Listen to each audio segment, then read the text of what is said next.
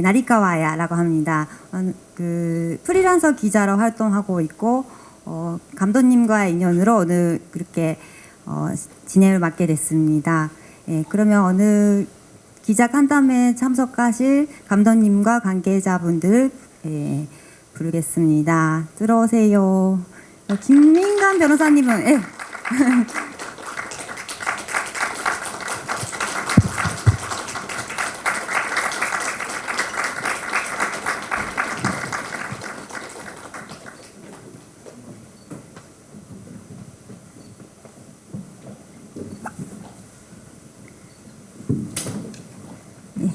오늘 이렇게 5분 모시게 되는데 제가 간단하게 소개를 해드리겠습니다. 영화 차별을 만드신 김지훈 감독님, 김도희 감독님, 그리고 영화에 나오셨던 강하나 배우님, 김민관 변호사님, 사노미치오 대표님인데요. 강하나 배우님은 그 영화에도 나왔듯이 오사카 조선거북학교를 졸업하시고 영화 기양에도 나오셨던 주연으로 나오셨던 배우이기도 합니다. 그리고 김민관 변호사님은 규슈 조선거북학교 졸업생이며 조선대학교 졸업 1호 변호사라고 합니다. 그리고 규슈 무상화 재판 3국장이십니다. 그리고 오랫동안 조선학교 지원 활동을 해오신 사노미치오 선생님은 조선학교 무상화 배제에 반대하는 연락계 공동대표이십니다. 그러면 우선 인사 말씀부터 부탁드리겠습니다. 차별을 감독한 김지훈입니다.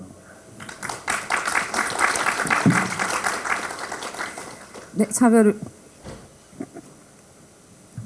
공동 감독한 김도희입니다. 오늘 이렇게 보러 와주셔서 감사합니다. 안녕하세요. 차별에서 나왔던 강하나라고 합니다. 오늘 귀한 자리 해주셔서 너무너무 감사합니다.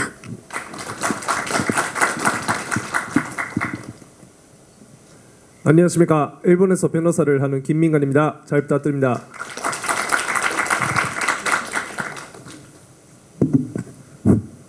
안녕하십니까. 그 일본인 사노입니다. 이런 자리에 일본 사람이 하나 있는 것이 조금 나리카와 씨도 사회자도 그렇지만 좀 무거운 느낌을 느끼고 있습니다. 사실 제가 이렇게 한국 그 시사회에서 진행을 맡게 된 거는 저는 그 김지훈 감독님 전작 다큐멘터리 영화 한로 제주 조선 오사카라는 다큐멘터리 영화가 있는데요. 이 영화가 오사카에서 상영됐을 때 당시 야사신문 기자로 인터뷰하면서 2015년이었던 것 같은데 그때부터 인연으로 오늘 진행을 맡게 됐고 사실은 사노 선생님도 저는 그 훨씬 전부터 아마 2006년이었던 것 같은데 대학원생 때부터 알고 지낸 그 선생님이시고 오랫동안 조선학교 지원을 해오셨습니다. 오늘은 기자 간담회라서 그 여러분 질문 많이 받도록 하겠는데요. 그 전에 제가 감독님께 질문 드리고 전체로 1시간 정도 예정돼 있습니다. 그러니까 질의응답하고 포토타임도 있습니다. 잘 부탁드리겠습니다.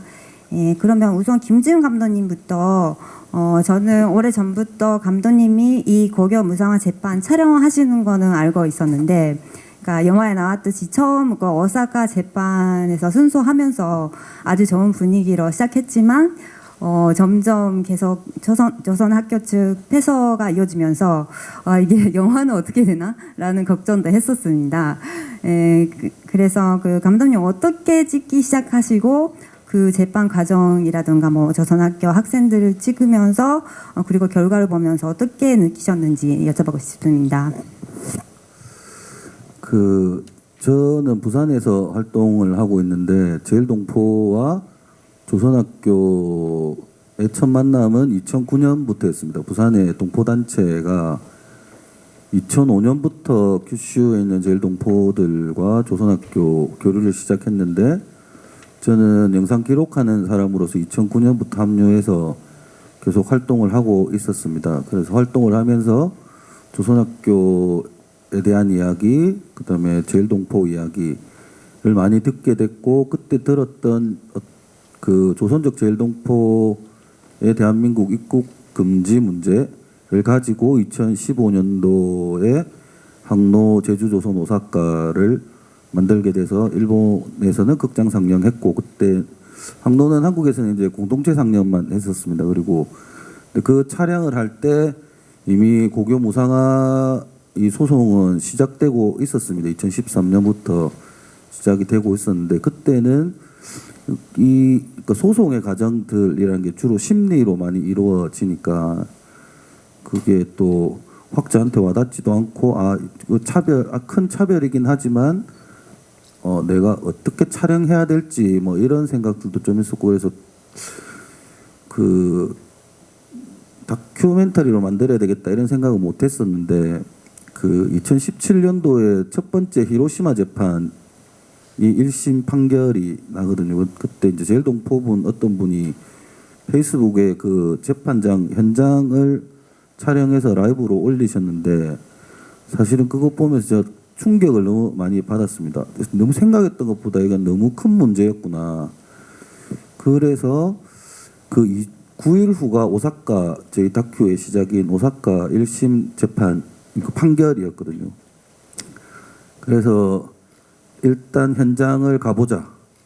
마침 저희 하나양이 고급부 2학년이었고, 그리고 그 하나가 거기에 현장에 있을 거고, 그래서 여러 가지로 일단 눈으로 좀 보고 싶다라는 생각도 있고, 과연 현장에서 지금 어떤 일들이 벌어지는지에 대한 것도 확인하고 싶고 해서 그 무작정 일단 갔습니다. 가서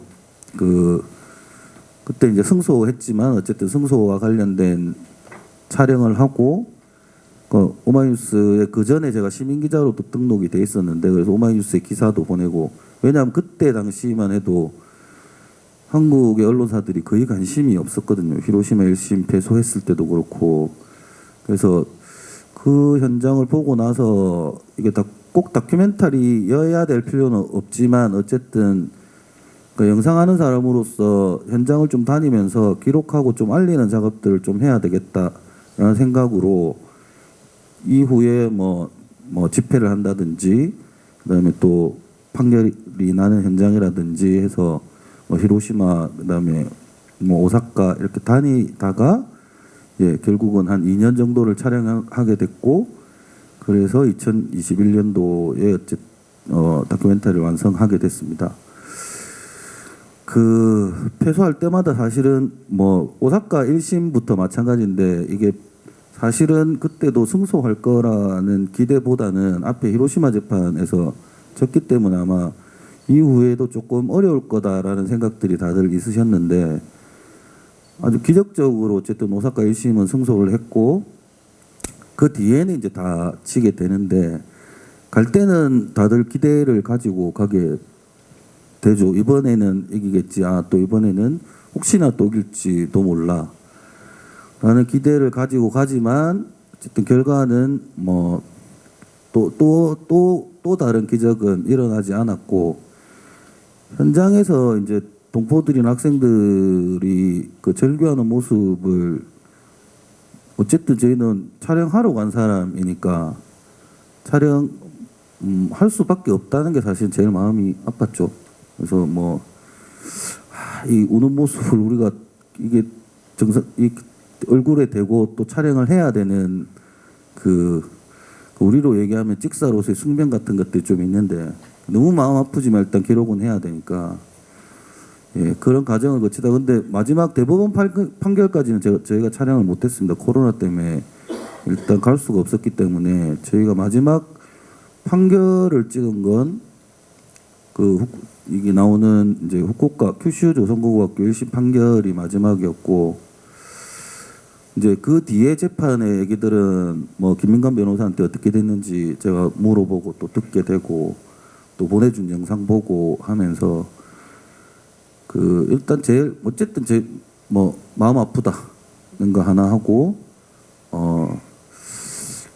할 수 있는 게 우리가 별로 없구나라는 약간의 자괴감 같은 것도 컸었고, 그런 자괴감들이 이걸 빨리 어쨌든 촬영한 걸 정리를 해서 이 상황을 사람들한테 알려야 되겠구나. 한국에 있는 뭐 사람들한테도 알려야 되겠구나라는 생각으로 예, 마무리를 해서 예, 영화제에 내게 됐고 예, 상도 받고 예, 지금까지 오게 된 것 같습니다.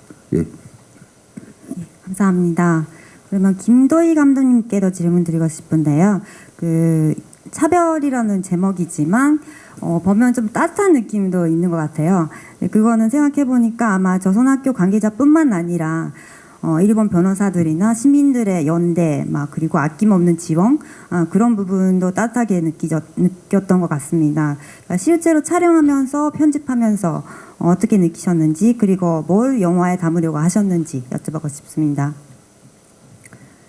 사실 요 앞에 항로를 찍을 때는 그 거의 동포분들을 많이 만나게 됐었거든요. 근데 이번 차별을 찍으면서 솔직히 제일 큰 거는 그 아이씨가 얘기했던 대로 그 현장에 갈 때마다 보이는 그 항상 학생들을 옆에서 도와주고 집회 현장에서 같이 투쟁해주고 계시는 일본 분들과 그리고 김인관 변호사가 차별 안에서도 얘기했지만 그 변호단을 꾸려야 되는데 그 일본 분들한테 어떻게 얘기를 할까 걱정도 많이 했다는데 정말 많은 분들이 그 긴 시간 동안 그 무료로 변호를 맡으시면서 많은 변호단들이 꾸려지고 그분들이 계속 변호를 맡아주시고 그리고 절대 지는 싸움이 아니라고 이기는 싸움이라고 이렇게 힘을 막 북돋워주시면서 그 변호하시는 모습을 보고 솔직히 너무 부끄러웠거든요. 우리 쪽에서는 뭘 아무것도 한 것도 없고 그냥 무관심에 제대로 뭘 해주는 것도 없이 그냥 가서 이렇게 촬영을 하고 있는데 그때가 너무 부끄러웠던 것 같아요. 그래서 차별을 솔직히 만들게 된 계기 중에 하나도 조금 덜 부끄러웠으면 좋겠다라는 생각이 들었습니다. 그래서 그 일본 분들의 얘기를 솔직히 조금 더 많이 담고 싶었고 다 담지는 못했지만 그래서 그 최유봉 선생님이 얘기를 하시는 게 그 자기들을 제일 괴롭히는 사람도 일본인이고 자기들을 제일 많이 도와주는 사람도 일본분이다라고 하셨거든요. 그 말에 너무 공감을 하면서 일본 정부가 지금 이렇게 정부 차원에서 이렇게 차별을 하고 있는 거는 정말 잘못된 일이지만 옆에서 도와주고 있는 이런 그 많은 일본 분들을 보면서 내가 좀 더 할 수 있는 일들을 찾아야 되겠다. 조금만이라도 덜 부끄럽게 이 학생들을 위해서 할 수 있는 방법을 찾아야 되겠다. 그런 생각들을 많이 하게 됐습니다. 감사합니다. 그러면 여기서 그 기자분들, 관객분들 질문 있으시면 손 들어주시면 마이크가 가겠습니다. 어떠세요? 처음 질문 조금 어려우실 것 같은데 질문은 많이 있을 것 같은데요. 그러면 일단 이어서 제가 질문을 하는데 괜찮으시면 그 사이에 다음 질문 생각해 주시면 감사하겠습니다. 예, 그 강하나 배우님은 당시 거국학교 학생이었고 지금은 시간이 흘러서 그동안 어떻게 지내셨는지 근황을 조금 여쭤보고 싶은 거랑 그리고 지금 당시로 되돌아봐서 그때 어떤 심정이었는지 알려주시면 감사하겠습니다. 네, 저는 고등학교를 졸업을 하고 한국으로 넘어왔습니다. 지금은 한국예술종합학교에서 연기를 전공하고 있습니다. 네, 계속 고등학교 여기 아마 영화에도 나왔듯이 저는 계속 연기를 했었고요. 연극을 통해서 제일 동포들의 삶을 일본 사람들도 그렇고 우리 동포들한테도 전하는 역할을 계속 하고 싶다 이런 생각을 갖고 있었거든요. 그래서 일본에서도 계속 활동을 했고 이제는 한국에서 많이 알려주는 역할이 될 수 있지 않을까 열심히 노력을 하면은 한국에서 활동하는 배우가 됐으면 좋겠다 약간 이런 생각을 가지고 한국에서 연기를 배워야겠다 해가지고 네, 여기로 넘어오게 됐고요.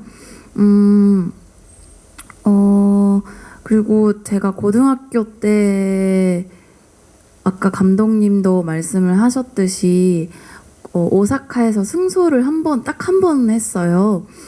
그때가 아직도 생생히 기억이 나는데 저는 재판 그 법정에 들어갔거든요. 직접 그 말을 듣고 우리가 승소했다는 거가 좀 믿기지가 않았어요, 처음에는.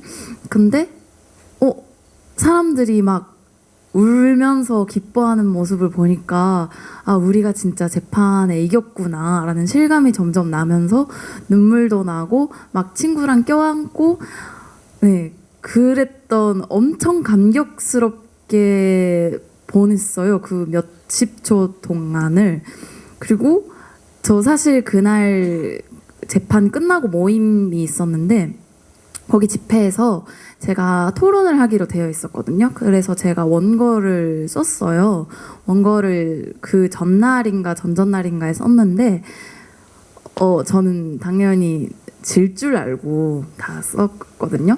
근데 이겨버려가지고 이겨버린데 말이 좀 이상한데 승소를 해가지고 저도 당황도 했고 너무 좋은데 아 이거 원고도 고쳐야 되네 해가지고 진짜 급하게 다 지우고 처음부터 쓴 기억도 생생하고 카페에서 근데 그렇게 사람들이랑 같이 진짜 하나가 되면서 이겼다는 사실을 기뻐하고 다음에도 꼭 우리가 승리를 쟁취해야겠다 약간 이런 단합된 그런 게 되게 아직도 생생한데 그래도 그 다음 재판에서는 계속 패소되고 그러다 보니까 점점 희망도 조금씩 없어지는 것 같고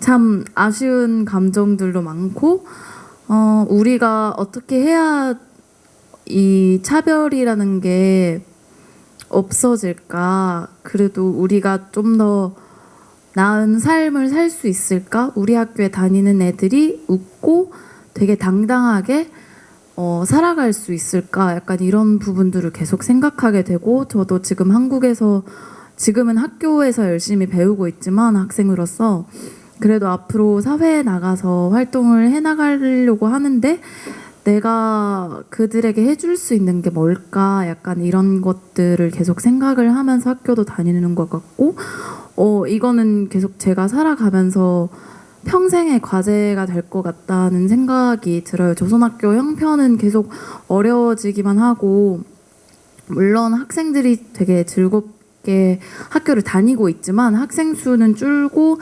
뭐 상황이 안 좋긴 하니까 그래도 제가 뭘 도와줄 수 있을까, 뭘 할 수 있을까 약간 이런 부분들을 계속 고민하고 있는 것 같습니다. 네, 감사합니다. 감사합니다. 저도 그 당일날에 지는 걸로 예상하고 원고를 썼었다는 거는 오늘 처음 들었습니다. 예, 그 다른 질문 있으실까요? 네.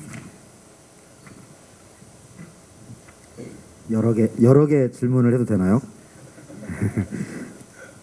영화 속에서는 코로나 이전 촬영한 것들이 많은데 그 이제 3년이 지났으니까 영화 속에서는 고급부 3학년이 6명 졸업했었는데 혹시 그 3년 사이에 뭐 주로 이제 규슈 지역을 많이 다니시니까 그쪽 뭐 고쿠라 유치원이라든가 나머지 초급부나 초급 학교들 규슈 조고 요즘 이제 어떻게 지내고 있는지가 좀 궁금하고요. 두 번째는 그 뭐 우리 변호사님이 말씀해 주셔도 되는데 그 영화의 끝부분에 이제 유치원 보육원 무상화 문제가 나오잖아요. 그게 현재 어떻게 진행이 되고 있는지 뭐 고교 무상화는 일단 다 진 걸로 말씀을 해주셨고 마지막에 나온 유보 무상화는 지금 어떻게 되고 있는지 그다음에 마지막 질문은 그 지원해 주시는 일본 분들이 많이 계신데 남쪽에서는 사실 법정 투쟁이라는 게 절대 저희한테 유리한 게 아니고 권력을 가진 사람들한테 유리하다는 거를 알고 이제 시작을 하잖아요. 그래서 이 재판을 바라보면서 같이 해주셨던 일본 분들이나 연대하셨던 분들 입장에서는 이 재판이 지게 된다면 그 이후에 대해서 혹시 생각해 보시면서 걱정이 없으셨는지 진다면 어떻게 해야겠다든지 그런 마음들이 좀 있었던 건지 궁금합니다. 네, 감사합니다. 그러면 감독님부터 변호사님, 산호 선생님 이런 순서로 대답 부탁드리겠습니다. 예, 그 코로나 때 못 가다가 3년 만에 저희가 작년 10월 달에 그 허가가 안 났는데 바뀌고 갔었나? 아 오사카는 비자 받아서 갔고 근데 갔을 때 깜짝 놀랐습니다. 그 초등학교 꽤 작았던 애들이 갑자기 고급부생이 돼서 애들이 너무 커져가지고 그 전에 한 3, 4년 동안 다닐 때 얼굴 익숙했던 애들이 얘들이 만나 이렇게 옆에 쓱 오면서 김준 감독님이라는데 야 너 누구야라고 깜짝 놀랄 정도로 애들이 많이 컸고 그리고 뭐 밝게 학교 생활하는 거는 여전히 똑같았던 것 같고 근데 그 저희 그 차별에 나올 때가 아마 고급 학생이 좀 제일 적었을 때였던 것 같습니다. 올해는 좀 더 많았죠, 변호사님. 올해는 졸업한 예. 그래서 아주 다행스럽게도 학생 수는 아마 조금씩 QCU 같은 경우는 조금씩 늘어나고 있는 것 같고 어쨌든 예 그렇습니다. 예.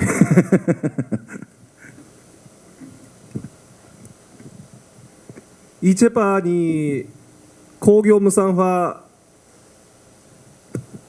문제인데 이 제도가 시작한 것이 2010년입니다. 그때는 당시 조선학교 이외에 신청한 고등학교는 다 인가되었는데 유일하게 신청한 학교 중 조선학교만 제도에서 폐지되었습니다. 그러니까 조선학교 이외에 외국인 고등학교도 신청하면 인정이 되었는데 조선학교만 인정이 안 되었다. 이것이 고교 무상화 문제인데 이번에 유보 무상화, 유치원, 보육원 이것도 무상화 하겠다는 정부의 제도가 시작했을 때 조선 유치원, 조선학교 유치원만 아니라 일본 정부는 외국인 유치원 이걸 다 제도에서 폐지했습니다. 왜냐하면 제가 생각하기에 또다시 조선 유치원만 폐지하면 이렇게 재판이 된다. 정치적인 이유로 조선 유치원만을 폐지하면 정부 입장이 안 좋아진다. 이렇게 아마 생각해서 조선학교 외 외국인 유치원도 포함해서 다 폐지하려고 했습니다.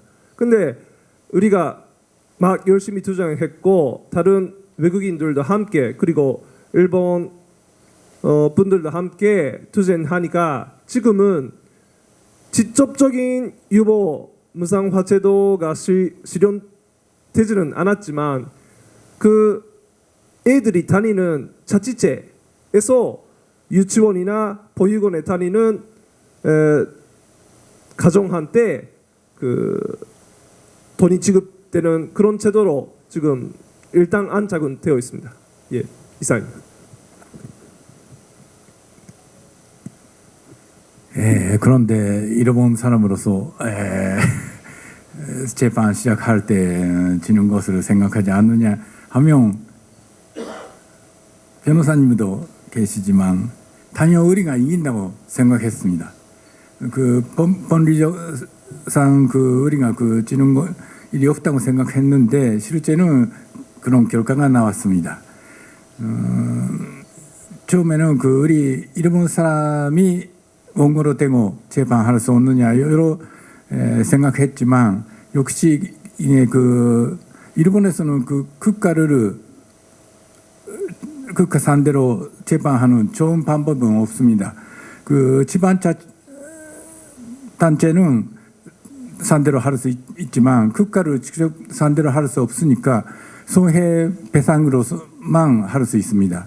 그러니까 그 손해 받았던 그 학생들이 원고가 되고 또는 학교가 원고가 되고 할 수밖에 없었기 때문에 우리 일본 사람으로서는 아주 그 미안하게 생각했습니다. 재판은 다 짓는데 아직 그 재판 하고자 하는 변호사님도 계시고 그런 방법도 있는지도 모르고 그리고 우리는 그것보다 지금은 그 재판으로서는 조금 어려우니까 그 일본 사회 조선학교가 어떤 건지 그 조선학교 존재를 알려시키는 그런 활동을 바로바로 하게 정리하려고 생각하고 있습니다. 대답이 됐습니까? 네, 감사합니다. 저도 영화를 보면서 재판에는 졌지만 그래도 아마 재판을 하면서 이렇게 그 신문 기사도 나오고 뭐 반선에도 나오고 그러면서 이런 문제가 있다라는 거를 공유할 수 있는 그런 기회는 됐겠다. 이런 문제를 좀 생각하게 만드는 그런 계기가 됐다라고는 생각했습니다. 좋은 질문 감사합니다. 다른 질문 있으실까요? 그러면 앞에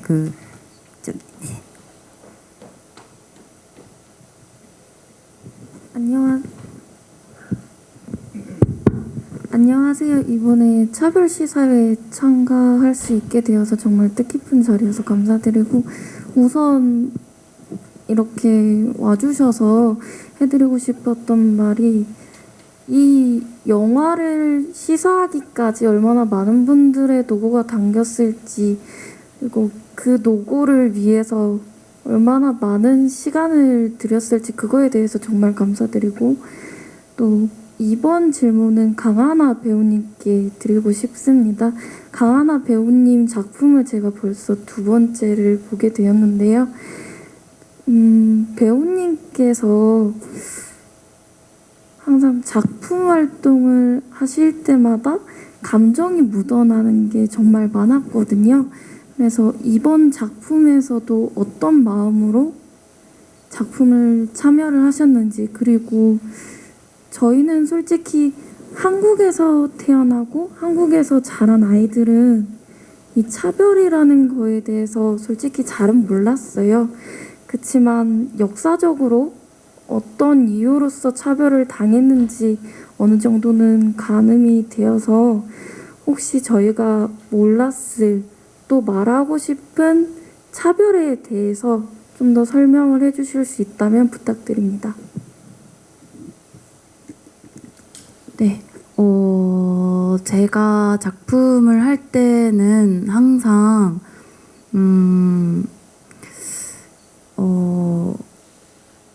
제일 동포로서 참여한다라는 마음이 참 큰 것 같아요. 사실 귀향할 때도 그렇고, 귀향은 그 한국에서 일본이라는 타지로 넘어간 소녀들의 얘긴데, 약간 저랑 비슷하다는 생각을 느꼈거든요. 타지에서 산다는 의미에서. 그래서 그런 부분에서 되게 그런 뜻깊은 영화에 참여를 할 수 있다는 게 저 자신 되게 너무 감사했고 영광스러웠고, 그리고 이번 작품도 우리 동포들의 삶을 알리는 영화다 보니까 되게 여기에 참여를 할 수 있다는 게 되게 또 감사하고, 계속 저는 그런 작품이랑 잘 만나는 것 같아요. 감사하게도 저희 어머니가 극단을 하시는데, 극단에서도 계속 제일 동포들의 삶을 알리는 작품을 만들다 보니까 저도 작품을 할 때마다 뭐 그 작품에 든 주제나 그런 이 작품에는 어떤 뜻이 담겨져 있을까, 이런 것들도 많이 생각을 하게 되고, 무거운 소재들을 다룬 작품을 사실 전 많이 해왔어요. 그러다 보니까 자연스럽게 되게 저는 일본인도 아니고 완전한 한국에서 태어난 한국 사람도 아니다 보니까 어쩔 수 없이 제일 동포로서 이 작품에 제가 어떻게 참여를 해야 될까, 약간 이런 생각들을 많이 하게 되는 것 같아요. 그래서 앞으로 작품을 할 때도 무슨 작품을 하게 될지는 모르겠고, 제일 동포들의 삶이랑 아예 상관이 없는 작품을 할 수도 있는데, 그래도 나름 제일 동포의 제일 뭐라고 해야 될까, 한국인 배우보다는 저는 제일 교포 배우, 약간 이렇게 됐으면, 사람들의 인식이 됐으면 좋겠다, 그런 배우들이 많이 없다 보니까 약간 그렇게 됐으면 좋겠다는 생각을 가지고 있고요. 그리고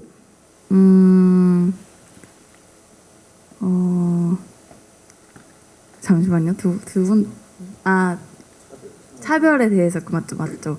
차별에 대해서인데, 사실 여기 영화에 나온 것 말고 저의 친구가 당한 차별들이 조금 있는데 그 얘기를 해보려고 해요. 저 친구들은 저처럼 고등학교까지 조선학교를 나온 애도 있고 초등학교까지 조선학교를 나온 애도 있고 중학교 아니면 대학까지 가는 애도 있거든요.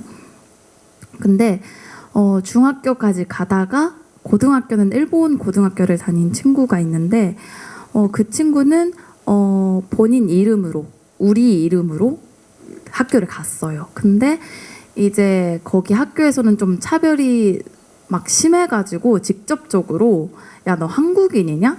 약간 이런 식으로 말을 하는 친구가 있었대요. 그래서 그리고 김치 냄새 난다. 약간 이런 차별을 당하는 애들도 직접적으로 차별 당하는 애도 있었고 물론 지금 한류 붐이 일본에서는 완전 K-팝 이런 거 되게 좋아하는 사람들이 많아가지고 한국 이름이네? 너 한국 사람이야? 너 되게 좋겠다. 약간 이렇게 부러워하는 친구들도 있고 네. 그래요. 좀 그래요. 그래서 아예 이제 제일 동포들에 대해서 아예 모르고 너 한국 사람이구나. 되게 좋다. 이런 얘기를 들을 때도 있는데 거기에 대해서도 저는 약간 복잡한 마음이라고 해야 되나? 약간 그런 감정을 느끼거든요. 그리고 또 우리가 제일 동포라고 해서 그렇게 차별을 당하는 친구들을 보면은 되게 가슴이 아프고 차별을 당하지 않기 위해서 이름을 아예 일본 이름으로 해가지고 뭐 학원을 다닌다든지 알바를 간다든지 그런 애들도 되게 많아요. 그게 사는 게 편하니까. 네. 질문도 안 들어. 왜 너는 이 한국 이름인데 너는 무슨 국적이야? 약간 이런 질문들, 복잡한 설명들을 안 해도 되고 그냥 일본 이름으로 가면은 그냥 쉽게 친하게 친구할 수도 있고 진짜 편하게 알바 다닐 수도 있고 직장 다닐 수 있고 그러다 보니까 어쩔 수 없이 그렇게 돌아가는 것 같아요, 사회가. 그래서 되게 안타까운 마음도 있고 뭐 모르는 사람들이 많으니까 약간 한심하다라기보다는 좀 아쉽다? 그래도 우리 존재를 많이 알렸으면 좋겠는데 네, 좋게 봐주는 사람들도 물론 엄청 많이 계시고 안 좋게 보는 사람들도 아직까지는 있으니까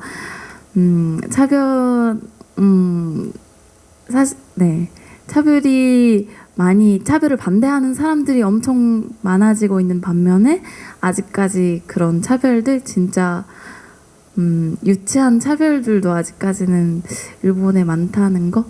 네, 그렇습니다. 네, 감사합니다. 네, 감사합니다. 김치 냄새 난다라는 거는 저는 솔직히 좀 아주 옛날에 그런 말을 들었다는 거는 들었었는데 요즘 젊은 사람도 그런 말을 한다는 게 좀 충격적이긴 했습니다. 그리고 저는 그 강하나 배우님이 이 영화에 아마 큰 존재라고 생각할 수 있는 게 연극 장면들 있잖아요. 그러니까 어머니 달여름 대표 어머님도 나오시지만 그런 연극이 아마 그 조선학교의 옛날 모습이라던가 옛날 투쟁 모습 같은 거를 재현하기도 하고 사실 그 김지훈 대표님 전작 한로라는 다큐멘터리 영화는 그 어머니가 주인공의 한 명이십니다. 그래서 그 연극을 계속 찍으셨다가 이렇게 이번 차별 영화도 나왔다고 보는데 그 한로라는 영화도 기회 되시면 보시면 좋을 것 같습니다. 네, 다른 질문. 네, 고맙습니다. 네. 김지훈 감독님, 김도희 감독님 영화 너무 잘 봤고요. 이런 영화 만들어주셔서 진짜 감사드립니다. 저는 감사 인사는 감독님들께만 하고 질문은 변호사님하고 산호 선생님한테 드리고 싶은데요. 그 변호사님이 조선학교 출신으로 이 무상화 재판에 그 변호인단에 합류를 하시고 또 예상치 못하게 일본인 변호사분들과도 그분들이 참여해 주시고 해서 일단 변호인으로서의 그 일본인들과의 연대하는 느낌이 좀 남다르실 것 같아요. 그리고 지금 일본에서 10개 고등학교 중에 5곳에서만 재판을 해서 전부 다 패소를 하긴 했지만 각 지역마다 조선학교 출신의 변호사가 참여를 변호인단에 하셨던 걸로 알고 있거든요. 근데 일단 재판은 다 끝났지만 이 조선학교 출신의 변호사들을 포함해서 일본인 변호사분들과 이 재판을 계기로 굉장히 뭐랄까 단단한 그 인연이 만들어졌을 것 같아요. 그래서 일단 무상화 재판 자체는 끝났지만 혹시 이 이후에 그 일본인 변호사들과 아니면 또 이제 법조계에 계시는 동포들이나 전부 다 이렇게 어우러져서 뭔가 2차 이렇게 차후 대응을 위한 준비를 하고 계신지가 궁금하고요. 그 비슷한 질문인데 산호 선생님께도 산호 선생님이 그 일본 분이면서 조선학교하고 계속 쭉 오랫동안 이렇게 지원 활동도 하고 계시고 또 그 무상화 재판을 지원하는 지원 모임 자체를 일본 분들이 곳곳에 이렇게 만드신 걸로 알고 있는데 이쪽에 일본 분들만 아니라 혹시 남쪽에서 여기에 있는 사람들이 그 조선학교를 지원하고 또 함께 가려고 계속 움직이고 계시는 일본인 지원인들과 함께 저희가 할 수 있는 무언가가 있다면 말씀해 주시면 감사드리겠습니다.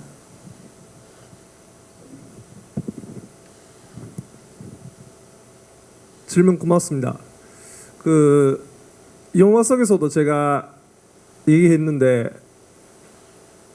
이 재판 하려면 역시 변호사가 많이 필요했습니다. 그리고 규슈에는 당시 조선 사람 변호사, 동포 변호사가 적었기 때문에 일본 변호사들한테 많이 도와주세요라고 소리 걸었는데 좀 소리 걸 때 일본에서는 조선학교나 전련에 대한 보도가 너무 하니까 역시 조선학교에 대한 거 보는 눈이 좀 아마 안 좋았을 것입니다. 근데 직접 일본 변호사들 데리고 조선학교 데려가서 학생들 모습 보이고 선생님들이랑 얘기 나누는 과정에 자신이 느꼈던 조선학교에 대한 인상이 틀렸다는 걸 알아차리고 그리고 일본 변호사들이 많이 이 재판에 도와줬다는 것이 재판은 결국 졌지만 저에게 있어서는 일본 변호사들이 조선학교를 잘 알고 앞으로도 계속 조선학교에 대한 차별 정책이 있었을 때에 함께 도와주는 게 가장 큰 재산이라고 그렇게 생각을 하고 있습니다. 그리고 전국적으로 5개 지역에서 재판하고 5개 지역에서 배서가 확정되었는데 지금 전국 변호단 회의라는 것을 년에 2번 정도 하고 있었습니다. 그리고 지난 2월 달에 30번째 변호단 회의를 했는데 이제 재판 끝났으니까 이 변호단 회의를 마치는가 계속하는가 그런 논의가 좀 있었는데 지금 그 재판 끝난 뒤에 작년 도쿄에서 전국 변호사 포럼라는 것을 열었습니다. 이거는 그 조선학교에 대한 문제, 법적인 문제 이것을 또 많은 변호사들한테 알리자 그러한 포럼인데 올해는 9월 달에 아이치에서 2번째 변호사 포럼이 진행될 예정입니다. 그 준비를 하는 것이 지금 원래 있었던 재판 변호사들이 이 지금 포럼 준비 과정에 많이 합류하고 있습니다. 그러니까 변호단은 그 해산하는 게 아니라 계속 앞으로도 조선학교를 생각하는 그러한 변호사들을 많이 모이자고 계속 활동을 하고 있습니다. 그리고 규슈에 관해서는 은단 변호단을 해산하지 말고 계속 달에 한 번 회의를 진행하고 있습니다. 무슨 회의를 하는가 하면 올해는 4월에 전국적으로 정치인 선거가 있는데 그 선거 과정에 후보자가 특히 조선 사람, 한국 사람, 중국 사람에 대한 헤이트 스피치를 2019년에 선거 때 있었으니까 이번에 2023년 4월에도 선거가 있는데 또다시 이런 헤이트 스피치가 있었을 때 우리가 꼭 움직일 수 있도록 어떻게 하겠는가, 그러한 회의를 규슈에서는 계속 진행을 하고 있습니다. 그러니까 변호단 재판은 끝났지만 계속 변호단 활동하고 있고 또 많은 일본 변호사들을 모이자고 힘쓰고 있습니다. 예, 이상입니다.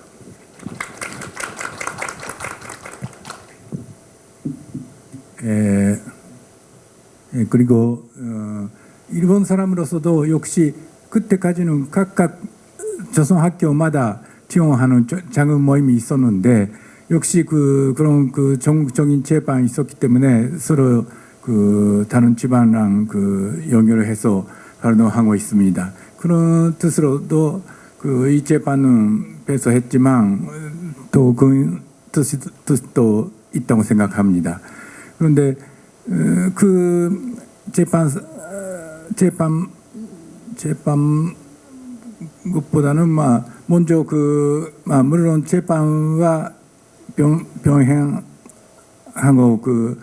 먼저関東 대지진이 아니고東일본 대지진 때 mon단 연필이 결손되고 남쪽 사람들랑 교류가 시작하고 물론 그 전에 김명준 감독님의 우리 학교랑 영화가 있고 그런 식으로 남쪽 사람들과 교류도 너무 큰 뜻이 있다고 생각합니다. 특히 우리 학교 아이들 지키는 시민 모임 여러분은 몇 번이나 1년에 2번씩 조선학교를 방문하시고 우리가 그게 받고 대응하고 있는데 남쪽 사람들의 너무 뜨거운 관점에 우리는 감동하고 있습니다. 그런데 역시 일본 사회가 바꿔야 한다.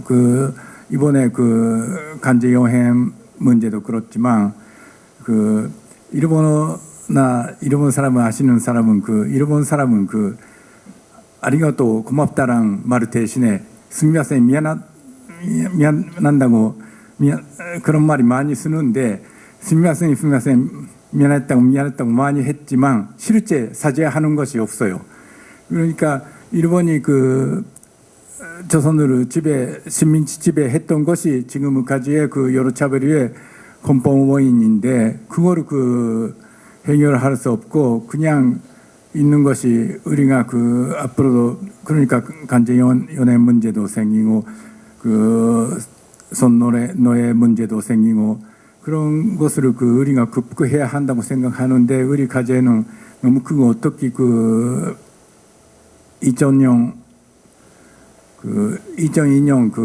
고이즈미 북으로 방문한 후에 일본에서 너무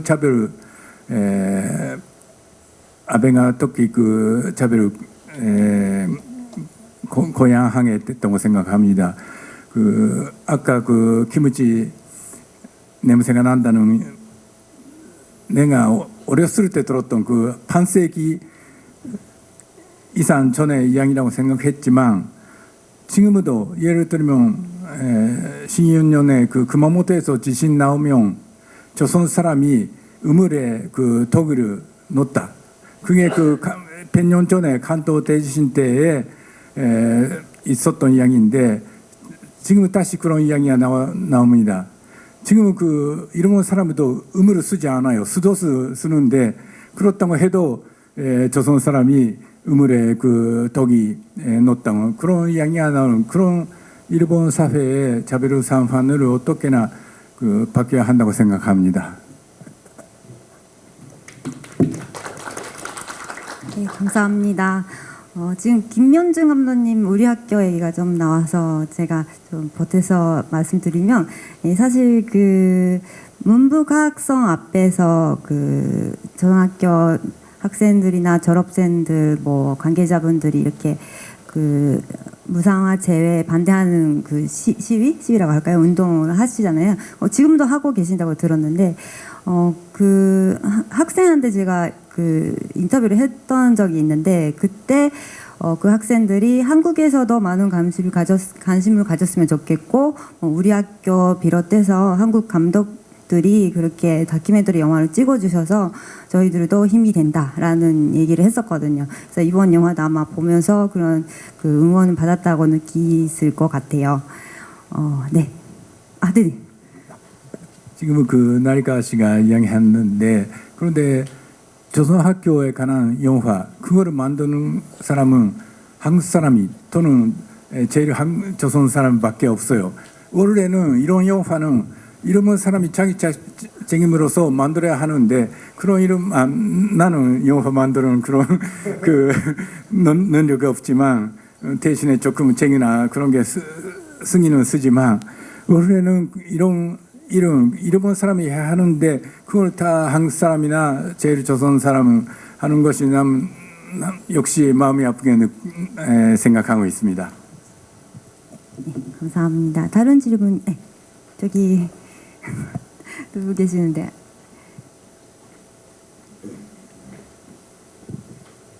네, 좋은 영화 잘 감상했습니다. 제작에 힘써주신 모든 선생님들께 감사드립니다.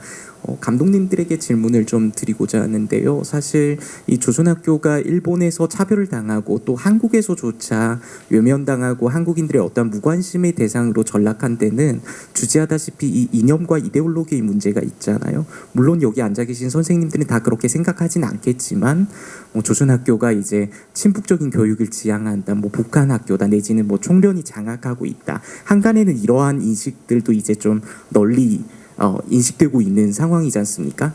그런 지점에서 영화 마지막 부에 이제 조선학교에 재학 중인 학생들의 인터뷰가 나오잖아요. 그 중에서 제가 개인적으로 되게 인상적이었던 게 그중 여학생 한 명이 우리나라에는 여행을 가봤다. 근데 그 우리나라가 한국이 아니라 북한이다라고 특별히 이제 강조하는 그런 멘트가 있잖아요.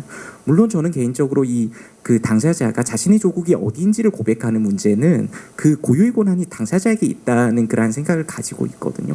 혹시 감독님도 그런 취지에서 이 멘트를 살릴 것인지, 어떻게 보면 이 멘트 자체가 또 다른 어떤 오해를 증폭시킬 수 있는 그런 멘트가 될 수도 있지 않습니까? 혹시 어떤 의도로 그런 멘트를 가감없이 살려낸 것인지 질문 드리고 싶습니다.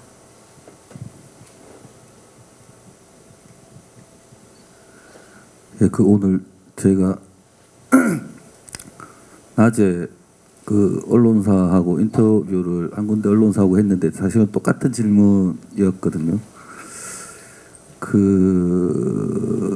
저희는 그 마지막 그 말이 지금 조선학교 친구들이 가지고 있는 그 친구들의 정체성이 아닐까라고 저희는 생각하고 있습니다. 한편으로는 그런 생각을 좀 하는데, 그러니까 좀 반문하게 되잖아요. 북을 지지하면 차별받아도 되는 걸까? 라는 반문이 하나 있을 수 있고, 왜 이 친구들은 고향이 남쪽인 할머니, 할아버지들이 많은데 북을 조국이라고 하지? 라고 조금 물어볼 수 있는 것들이 있고,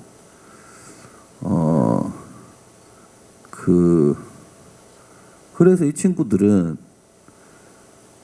북이냐 남이냐가 아니라 유럽도 가고 싶어 하는 친구일 수도 있고, 그래서 그 친구의 모습, 그 인터뷰 하나가 지금의 조선학교 아이들을 대변하는 거일 수도 있다라고 저희는 생각하고 있고, 예, 북을 지지하는 게 아니면 차별,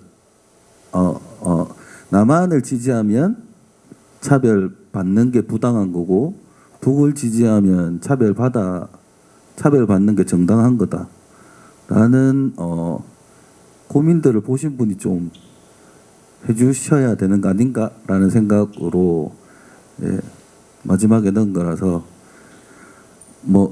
그게 오해는 아니고 아마 사실일 수도 있습니다. 예, 저희는 그렇게 생각하고 있습니다. 다만 그 상황을 이해하려는 노력들이 좀 필요하지 않을까 라고 생각하고 있습니다. 그런데 저도 한마디 말씀을 드리고 싶은데 그 학생들이 여행 나갈 때 한국 쪽 학생도 조선 쪽 학생도 다 북쪽으로 갈 수 있습니다. 그런데 제가 그 유학교육학과에서 대학의 유학교육과에서 근무하고 있었는데 몇 년 전에였는지 그 10년 전에나 그 우리는 그 한국으로 보이크 연수로 오는 그런 프로그램이 있어요. 그때 그 학생 중에 2명 한국 쪽, 2명 조선 쪽이 학생이 있었는데 그 한로 영화도 마찬가지지만 그 당시 저도 같이 대상까지 가서 이게 그 대학의 그 프로그램이다. 그렇게 해서 신청했다면도 불구하고 전혀 허용하지 않았습니다. 남쪽 정부는 그런 식으로 그 학생들을 차별하고 있는데 그런데 북쪽은 물론 그 북쪽 정부에서는 그런 것이 없고 그런데 반대로 그 한국 대사관이 그 수학 여행으로 가는 한국 쪽 학생 부모의 북쪽으로 가면 어떻게 되는지 모른다. 그런 그 앞으로 그 남쪽으로 입국할 수 있는지 보장할 수 없다는 그런 편지 보낸 일이도 있습니다. 그러니까 그 역시 그런 그 남북 정부의 그 자세를 보면 그 학생이 여기서 나는 받아들였다. 그렇게 느끼는 것이 당연한 일이라고 나는 생각합니다. 조금만 더 드리면 저 그 개인적인 생각인데요. 그 인터뷰를 할 때 이제 그 친구가 우리나라는 뭐 북쪽이라 하고 근데 모든 동포 학생들이 많은 대다수의 동포분들이 그렇게 얘기를 해요. 학생들이 저도 처음에는 솔직히 의아했거든요. 왜 같은 이제 한반도의 나라인데 왜 북쪽만을 우리나라라고 하고 왜 북쪽을 조국이라고 하고 남쪽은 고향이라고 할까 조금 의아했지만 저도 그래서 솔직히 공부를 좀 많이 했어요. 이 항로를 이제 촬영을 하면서 좀 이제 역사에 대해서 좀 알고 남쪽에서 어떻게 제일 동포들에 대한 그 무관심 그리고 우리도 차별을 했고 그 산호 선생님이 얘기하셨던 것처럼 저라도 북쪽이 우리나라라고 할 것 같더라고요. 입장을 바꿔서 생각하니까 남쪽에서는 오지 마라고 하고 학생 우리는 막 말로는 한민족 같은 민족이라고 하면서 근데 북쪽에서는 다 받아주고 학교에 지원도 해주고 우리 동포라고 이렇게 고교 무상화 배제되고 있으면 그 성명서도 내고 해주는데 남쪽에서는 그냥 일방적으로 무관심하고 친구들 만나면 지금도 똑같거든요. 그러니까 정권이 바뀌어서 뭐 못 들어오는 상황이 될 때도 있고 지금은 솔직히 조금 뭐 이렇게 재량에 따라서 지금 달라지고 있는 것 같은데 이제 정권이 바뀌니까 그 하나 동생 같은 경우나 아니면 다른 이제 그 조선적을 가지고 있는 학생들이 똑같이 BTS를 좋아하는 한국 국적 학생이 있고 조선적 학생이 있어요. 이 친구는 BTS 콘서트를 본다고 다음 달에 온대요. 이모 그럼 부산 가면 만나요 하는데 조선적을 가진 이 친구는 똑같이 BTS를 좋아하지만 콘서트 보러 못 와요. 그래서 내보고 이모 이제 이모가 좀 더 자주 와주세요. 제가 못 가니까 이런 말을 할 때마다 도대체 남쪽을 고향이라고 해주는 것만으로도 너무 감사하더라고요. 그래서 저희가 뭐 차별을 만들고 앞에 많은 다큐들도 있지만 다큐를 보시고 뭔가 조금 의아하거나 뭔가 조금 이거는 조금 이상하지 않나 하면은 좀 찾아서 우리 역사를 다시 한번 좀 봐주셨으면 하는 게 조금의 바람입니다. 조금 참고로 그 조선족 제일동포 문제는 사실은 2018년도 1월 달인가? 예, 국장님 맞나요? 1월이 맞나요? 예. 그래서 그 제외동포들의 한국 입국을 위한 지침이 있었는데 그걸 개정을 했습니다. 문재인 정부 때. 그래서 그 조선족 제일동포들이 한국 영사관에 가서 여행증명서를 신청을 하면 8일 이내에 어쨌든 결과를 답하게 돼 있고 지침으로 그리고 거의 사실은 뭐 거부되는 사례가 없이 거의 다 왔습니다. 그 이후에 사실은 저희 이번에 시사회 때 큐슈에서 저희가 김인관 변호사가 오셨지만 그 최우복 선생님하고 김정배 선생님이 조선적 이것이거든요. 두 분을 사실은 초청하려고 초청장을 2월 달에 보내드렸습니다. 그 초청장을 들고 영사관에 가셨는데 그 결과가 나오는데 3개월 걸린답니다. 지금은 큐슈 후쿠오카 지역은 후쿠오카 영사관은 가지 말라는 소리죠. 어차피 3월 6일 날 오고 싶다고 신청서를 냈는데 그 결과가 3개월 그러니까 된다 안 된다가 아니라 결과가 되니까 3개월만 기다려 달라도 아니고 결과가 나오는데 3개월 걸린다라고 했다고 합니다. 그리고 영사관 직원이 30대 직원인데 왜 아직도 조선적을 유지하시냐고 한국 쪽 바꾸면 금방 갈 건데 이런 식의 반응들이거든요. 그리고 또 어느 제가 아는 오사카 그 도쿄였던 분은 2월달에 신청했는데 어쨌든 그분 또 한 달 만에 나왔습니다.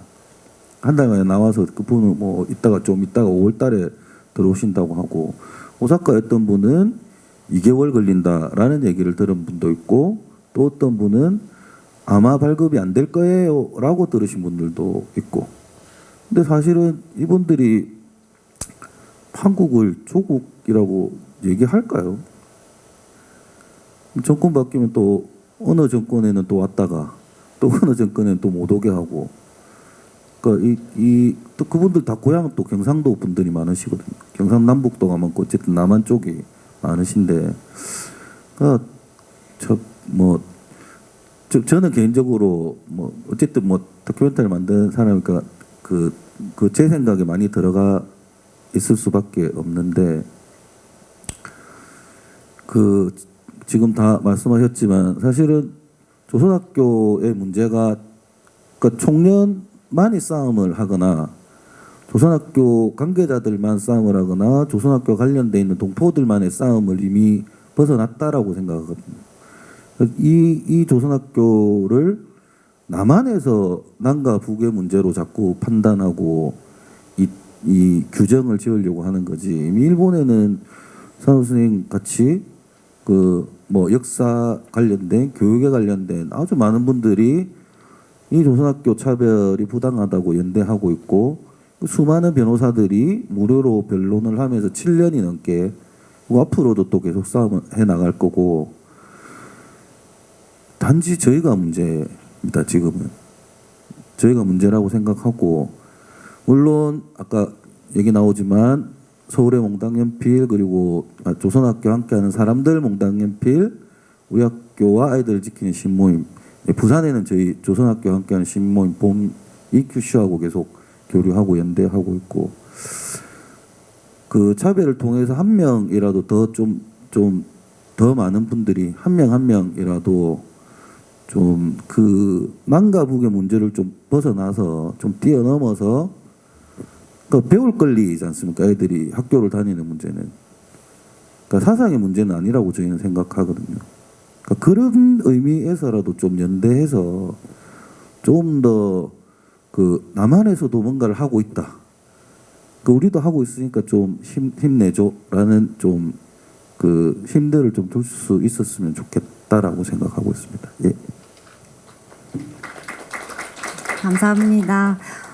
이제 좀 아쉽지만 그 손 들어주신 분 또 계셨는데 지금 시간상 죄송합니다. 그 아마 간담회 끝나고 혹시 시간 되시면 질문해 주시면 개인적으로 질문해 주시면 답변해 주실 것 같습니다. 그러면 시간 다 돼서 그 한마디씩 인사 말씀 부탁드리겠습니다. 그럼 산호 선생님부터 이렇게 부탁드리겠습니다. 역시 일본 사회가 그 시민 지배를 제대로 반성해서 그 올바른 세상 되도록 나머지 인생은 기르지 않아도 노력하겠습니다. 우리 학교를 지키려면 우리 학교를 다니는 학생 그리고 보호자들 힘만으로는 아마 어려울 것 같습니다. 일본에 계시는 많은 일본 분들과 그리고 여기 한국에 계시는 한국 분들이 계속 우리를 알아주시고 소리 걸어주시면 우리 학교는 계속 존재할 것이기 때문에 앞으로도 계속 우리 학교를 알아주시고 많이 찾아와 주셨으면 고맙겠습니다. 감사합니다.